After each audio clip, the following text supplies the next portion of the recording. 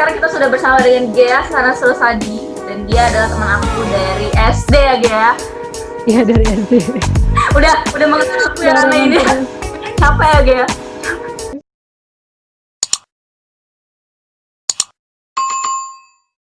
Gimana sih awal mulanya bisa merantau ke Turki gitu? Sebenarnya tuh aku udah kesini tahun 2017, itu ikut program ISEC namanya. Kayak apa, non-profit organization gitu. Terus aku jadi salah satu volunteernya di kota Kocaeli, Turki. Jadi aku kayak ikut satu project yang berhubungan dengan education. Nah aku jadinya ini ngebantu orang-orang Turki untuk bisa improve English skills-nya gitu. Setelah itu pulang ke Indonesia, terus aku kayak ngerasa Turki itu nggak jauh beda sama Indonesia, jadi kayaknya enak nih kalau tinggal di sana lagi, terus buat kuliah juga gitu kan, kayaknya udah betah gitu. Dan aku juga udah punya host fam juga kan, waktu aku ikut Isaac itu udah punya teman orang Turki banyak juga. Terus udah kayak gitu ketemulah pas di Turkinya itu aku ketemu sama temenku, dia itu ikut program beasiswa dari pemerintah Turki. Nah setelah itu aku tanya-tanya kan sama dia gimana cara apply-nya, terus kapan pembukaannya kayak gitu kan, terus aku ikutin tuh. Jadi pas 2017 2018-nya aku daftar itu beasiswa di tahun 2018. Sebenarnya aku pengen ikut 2017 tapi udah tutup. Nah pas banget aku 2017 itu ini ya, kita graduate ya angkatan kita Iya benar.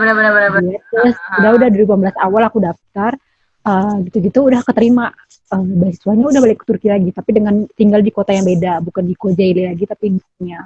Tapi di mana? Oh di Konya ya, Konya. Di Konya. Kalau Kocaeli itu deket Istanbul, kalau Konya itu deket Ankara. Oke, terus kan kau nih cewek ya kan? Ya.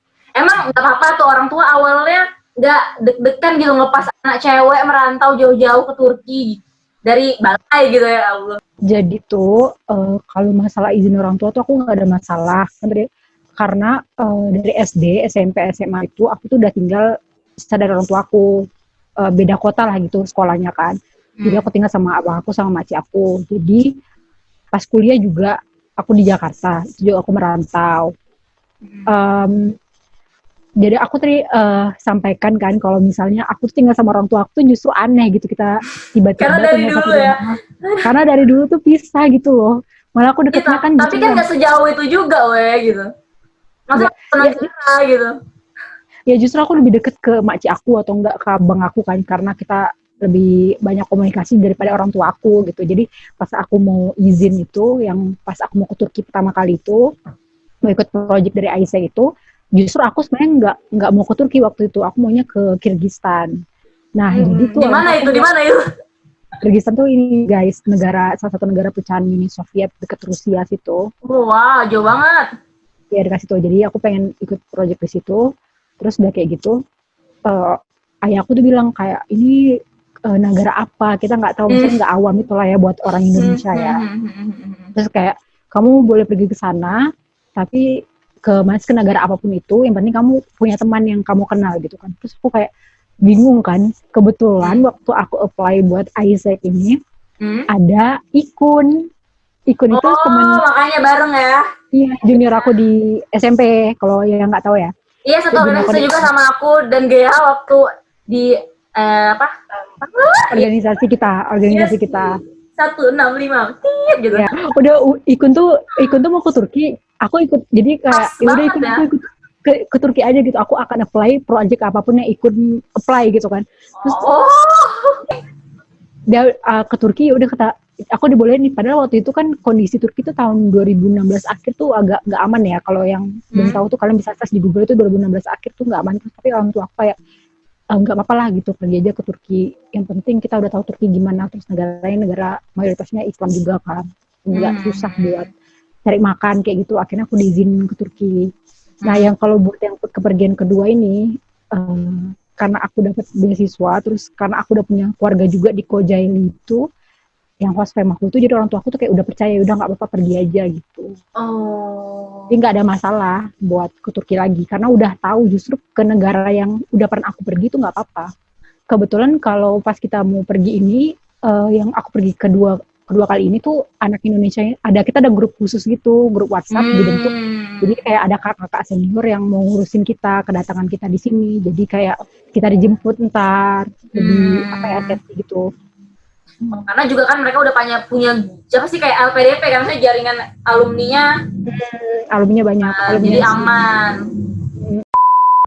Mungkin teman-teman di sini juga pengen tahu sebenarnya program beasiswa apa yang dia ikutin dan gimana sih proses dari awal daftar sampai akhirnya keterima. Oh, jadi proses itu ya beasiswa ya. Jadi tuh nama beasiswanya tuh Türkiye Bursları, itu beasiswa dari pemerintah Turki. Sebenarnya sih pemerintah Turki itu ngasih beasiswanya itu nggak hanya untuk orang Indonesia aja, tapi kayak dari negara lain juga banyak. Kalau nggak salah aku lebih dari 30 negara gitu ya. Tapi dibatasin ada kuotanya lah gitu per negara berapa orang. Nah, pas di angkatan aku itu, kalau nggak salah aku ya, S1-nya itu 40, S2-nya itu 30. Jadi kita totalnya hampir 70-an atau 80 gitu. Nah, jadi sebenarnya sih beasiswa Türkiye Bursları ini yang menurut aku sih yang paling nggak ribet di antara beasiswa lain ya. Udah lama juga aku juga tahu beasiswa ini dari teman aku tadi kan, yang pas aku ke Turki pertama kali itu teman aku salah satu awardee-nya, dia tahu, aku baru tahu beasiswa si Türkiye Bursları ini. Jadi pas itu aku langsung search YouTube, search Google, apa sih Türkiye Bursları ini kayak gitu kan.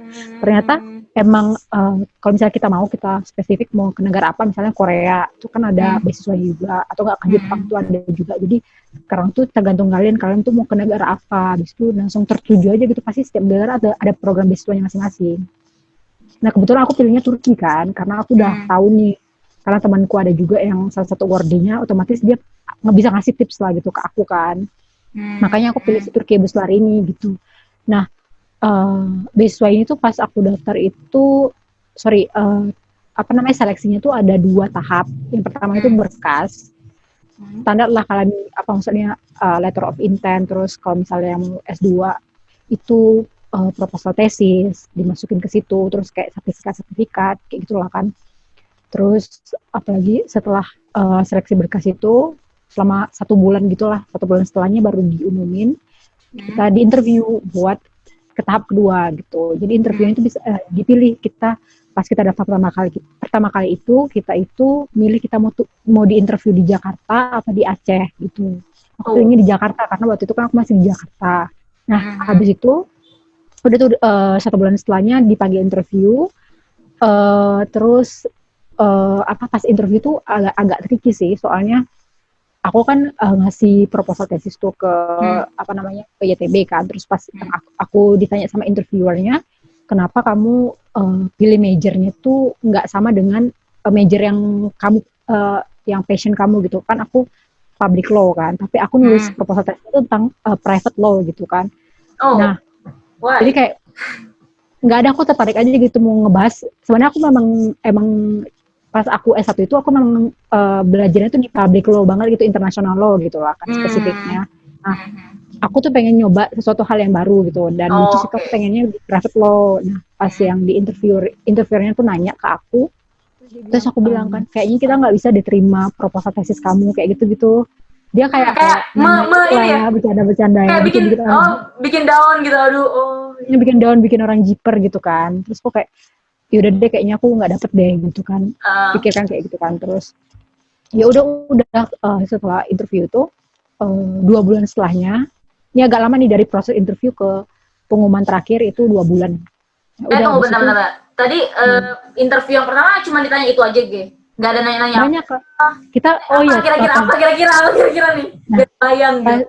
Kita itu pas di interview itu kita ini kayak promosi diri kita, sesuatu yang ada di diri kita gitu. Otomatis kita kreatif lah gitu, mau ngapain, caranya gimana kita presentasikan. Nah, betul itu aku ngeprint poster, terus kayak poster tentang education background aku kayak gitu-gitu. Terus in the future tuh aku mau ngapain kayak gitu kan, aku presentasi lah kayak gitu di dalam si posternya ini gitu. Nah, jadi kita yang membawa topik pembicaraan itu ke interviewernya. Jadi jangan sampai interviewernya nanya kita terus kita nggak tahu yang kita ditanya. Ini salah satu tipsnya ya. Pas kalau misalnya kita udah di tahap interview, ya udah kita tuh ngebicarain hal yang kita tahu yang kita tuh kayak pengalaman lah di situ gitu kan. Jadi tuh kita nggak kagok gitu pas di interview kan. Nah aku tuh ngebawa education background aku, terus aku mau ngapain setelah aku lulus kayak gitu, terus di kuliah aku ngapain kayak gitu. Jadi kayak digalinya. Kok nggak jelasin tanpa kok gini pas dia suruh introduce yourself gitu ya misalnya kok udah introduce gitu, presentasi nih aku tuh gini gini panjang aku pengennya gini baru nanti iya benar benar. Jadi pertanyaannya satu, aku ngomongnya panjang banget gitu, seharusnya nggak kayak gitu ya, aku ngomongnya iya benar-benar jadi kayak gini, jadi kayak yang awalnya interviewernya kayak udah nyiapin pertanyaan gitu, jadi kayak dengerin kok gitu ya jadinya. Iya, jadi ngedengerin aku, jadi kayak fokus nanya-nanya yang ke situ gitu. Jadi kan waktunya setelah itu habis dong buat bagus. Aku tuh doang gitu kan.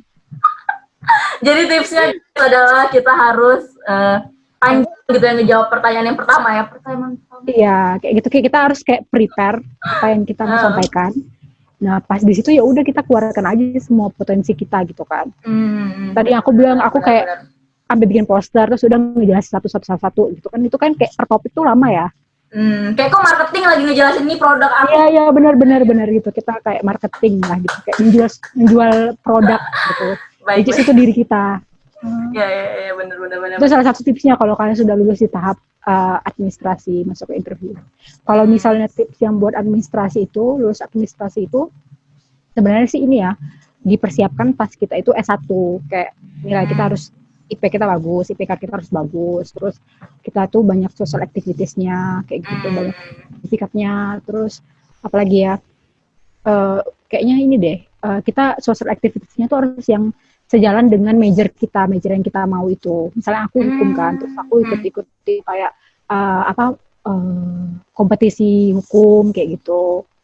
Atau misalnya komunikasi atau ngapain aku? Bisa aja gitu kan, nulis gitu kan. Oh iya. Ini bikin konten YouTube ya. Bikin konten YouTube nyambung, gitu atau enggak. Ya bisa kayak gitu. Jadi kayak ini loh, pas di interview tuh orang tuh kayak wow gitu, atau punya sesuatu yang bisa dibawa. Ya, jadi habis interview yang pertama butuh waktu 2 bulan, lanjut ke interview kedua atau gimana? Atau langsung pengumuman kelulusan? Iya udah pengumuman, habis itu udah pengumuman aja. Cuma sekali? Cuma sekali. Itu dari mana sih? Dari orang Turki langsung apa gimana sih? Iya orang Turki dari pihak embassy-nya. Representasi dari embassy-nya, ya udah mereka interview kita. Berapa orang? 2 orang. Dan salah satunya nanya aku itu lawyer gitu. Jadi kayak kamu yakin kamu pilihnya hukum?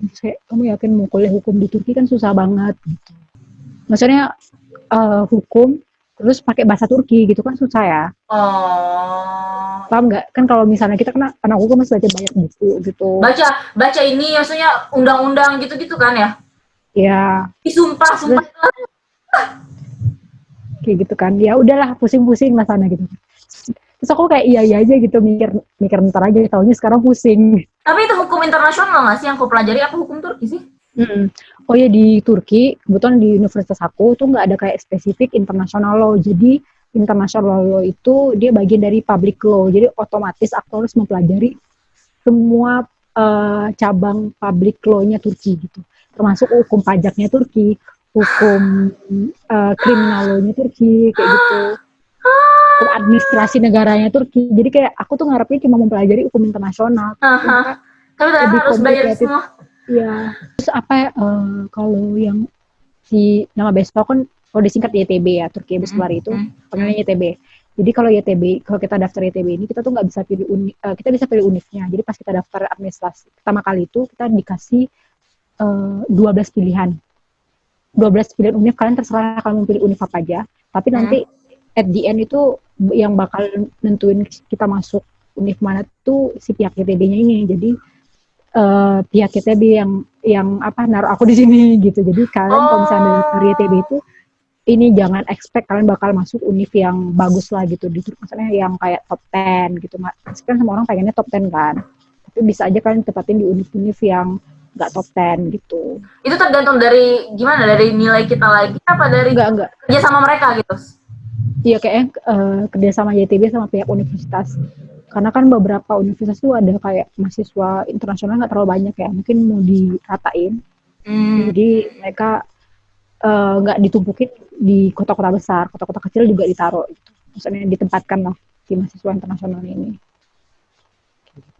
Kalau beasiswa ini mengikat nggak sih, kayak harus setelah lulus kita harus mengabdi pada pemerintah Turki atau gimana? Atau lepas aja bebas? Bebas sih, nggak ada kontrak. Nggak ada kontak, nggak ada ikatan ya? Iya. Jadi Nggak ada bebas mau ikatan. di mana aja ya? Bahkan kita mau berhenti di tengah jalan juga boleh aja gitu. Sayang banget. Kita berapa tahun sih kuliahnya?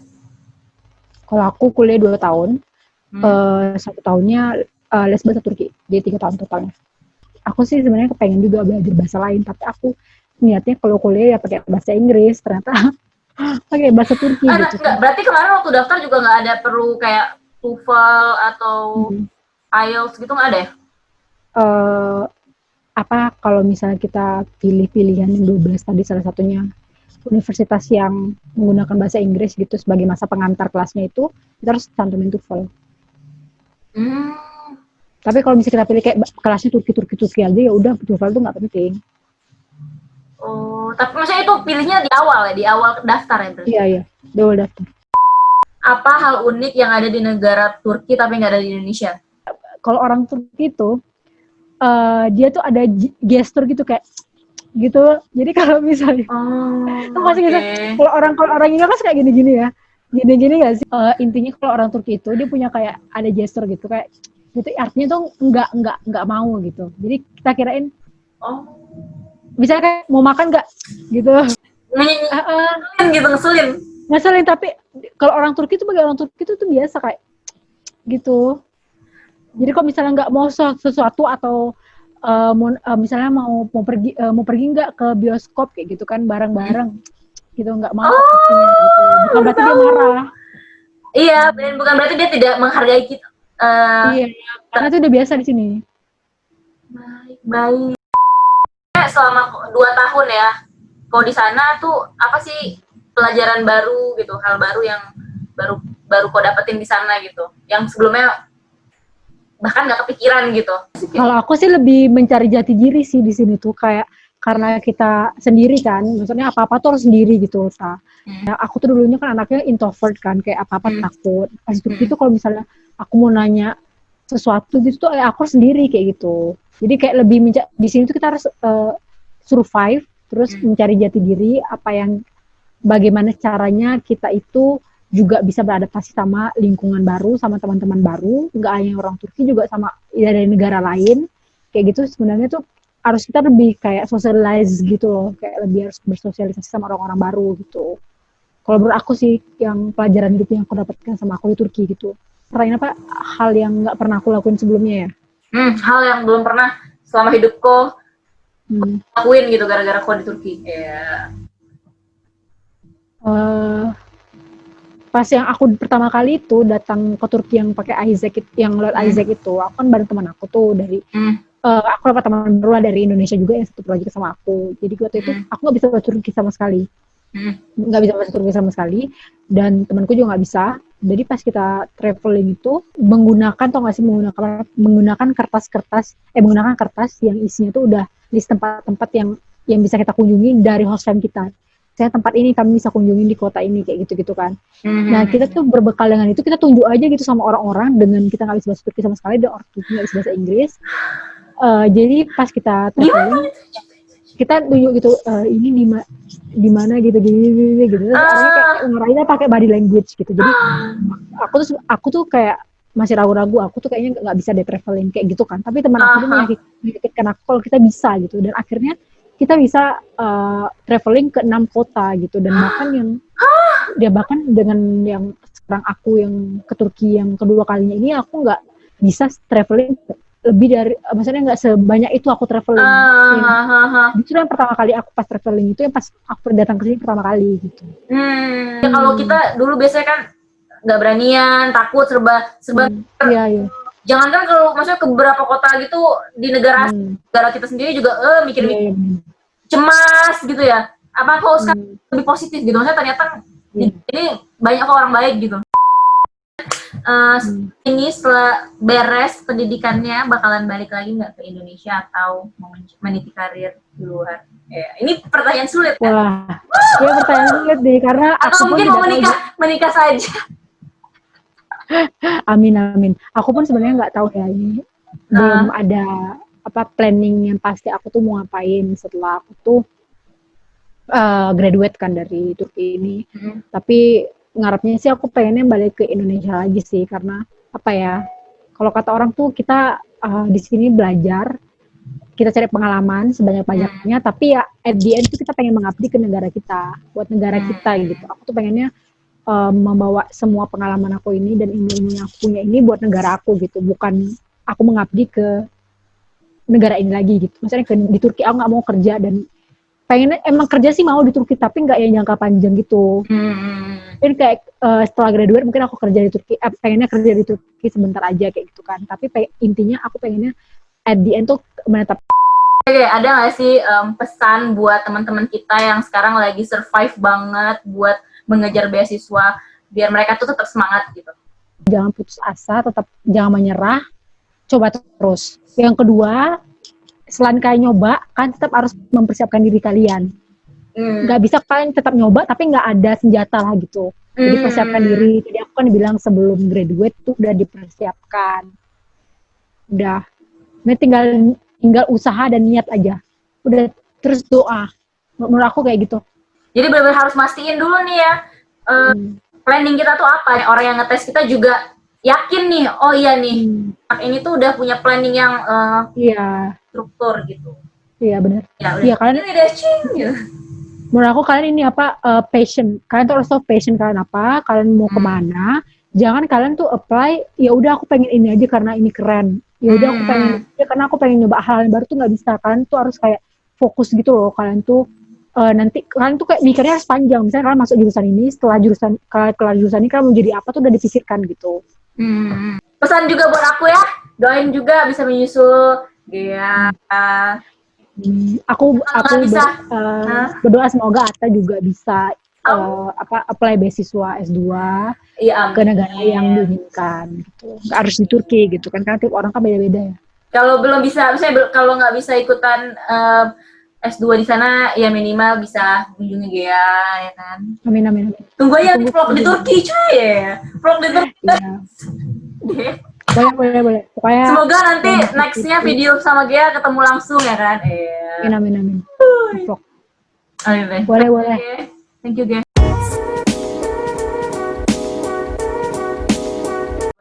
Kokte, dia kayak bakso gitu, tapi lebih gede lagi, meatball.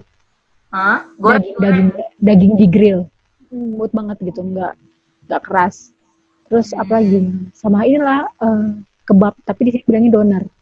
Kebab di sini kan lebih besar terus kayak isinya lebih ada kentang, kayak gitu kan. Di Indonesia kan kebabnya pakai telur ya. Apa dessertnya enak? Kunefe, cari deh kunefe itu kayak. Kunefe? Bukan di Indonesia namanya kacangnya apa ya? Pistachio. Ya ada kacang pistachio, kacang hijau itu. Nah Turki itu terkenal kacang itu, dan kucing itu kan mahal ya. Nah terus ya udah di kacangnya itu di dalam dessertnya itu ditaruh kacang itu, ditabur kacang itu, terus pakai susu. Oke, baiklah. Sama baklava. Benar pokoknya. Baklava. Kalian di sini berburu dessert karena dessertnya enak-enak.